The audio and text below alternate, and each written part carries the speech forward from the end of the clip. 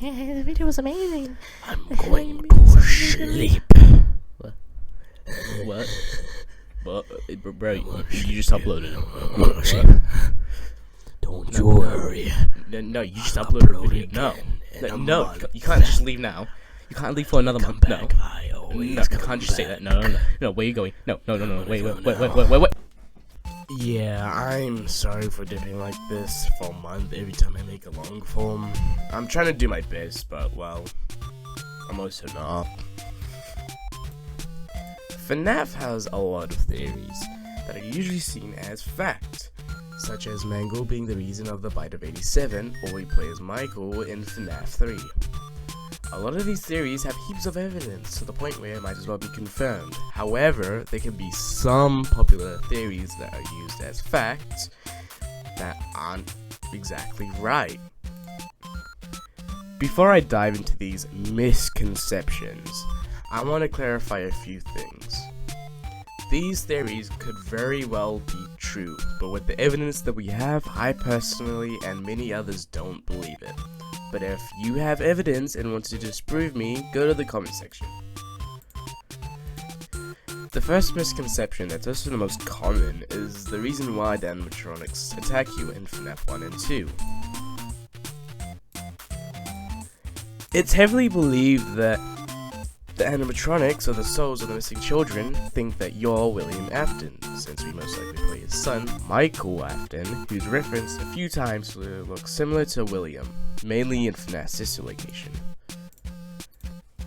However, that sort of ends there. We have way more evidence for the fact that these animatronics actually attack you because they believe we're trying to take away their happiest day. This is both referenced in the Silver Eyes and the Fourth Closet. Another thing to mention is that the children wouldn't even know what William looks like. They only saw the yellow rabbit costume murder them, and even then, they still see the costume as a friend because they forgot almost everything. Even then, in the book a week before, not sure if it's canon or not, they get jealous of Ralph because he got to leave the pizzeria while they have to rot. Not to mention Jeremy getting mauled by either Foxy or Mangle, disproving that idea. The next misconception is probably one of the more glaring ones that kind of impacts on what Ralph said in FNAF 3. In FNAF 3, we get to listen to old tapes recorded by our boy Ralph, where he explains how the spring locks work. In night 4, we find out that something happened in another Freddy's type location.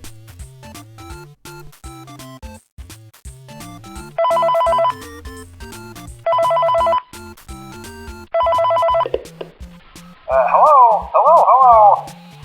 There's been a slight change of company policy concerning use of the suit. Don't. After learning of an unfortunate incident at the sister location involving multiple and simultaneous spring lock failures, the company has deemed the suit temporarily unfit for employees.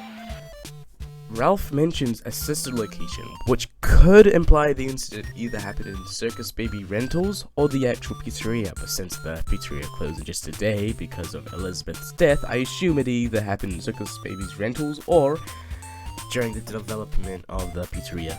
However, many mainly believe that it happened at Fredbear's. The reason why many people think that way is because they believe that the bite of 83 was a spring lock failure. But this can't really be the case because from what we've known and have been told, that's not how spring lock failures work. There needs to be someone in the animatronic while it's in suit mode. That's when all the parts of the machines are pushed away to make room for a person, and then the system malfunctioning and then crushing the person inside. That's how a spring lock failure works. Staying on topic of the bite of 83, we're going to talk about the most controversial ones ever, actually. Oh boy, a bite of 83 and 87. This debate started back in 2015 with the release of FNAF 4. Before the release, everyone believed the game would take place in 1987, or at least show the bite of 87, except some small groups believed it would take place later years, since in FNAF 2, which already takes place in 1987, states that Fredbear's Family Diner closed a couple of years before its opening. However, many people most likely didn't catch on to that statement because many believed the game would take place in 1987 due to many of the teasers literally teasing on who did the bite of 87.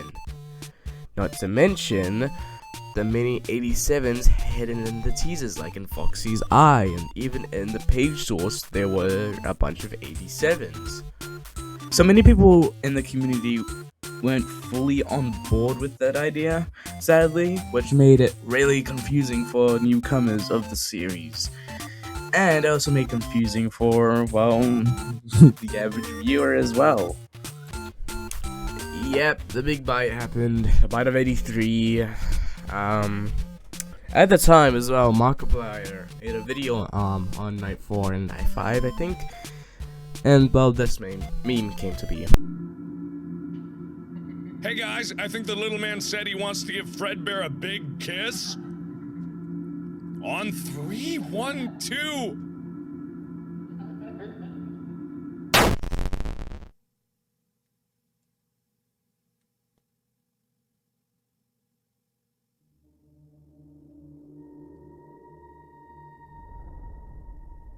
Was that the bite of 87? Yeah, this really didn't help with newcomers of the lore, since the bite of 87 joke was really popular and can easily confuse newcomers. However, luckily most of the community caught on and realized that this game actually came out in 1983 due to the TV playing Fredbear and Friends on the TV, literally saying 1983. Well, I hope you enjoyed this video. I might make more of these since Jesus, the FNAF community really is a mess when it comes to agreeing on what's real or not, so there are gonna be a lot more theories that might get misinterpreted. Actually, no, it's just there is a lot of theories that are misinterpreted. So yeah, I might make a part 2 and a part 3 if this does really well. However, happy 2026 everyone. I hope you all have a healthy year. Bye.